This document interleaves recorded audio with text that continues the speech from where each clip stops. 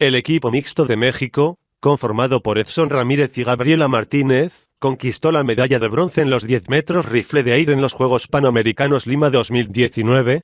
Los mexicanos finalizaron con 432.9. El oro fue para la dupla de Argentina, Fernanda Russo y Marcelo Gutiérrez, al finalizar con 499.2. La medalla de plata se la colgaron los estadounidenses Minden Miles y Lucas Kozenieski con 498.5.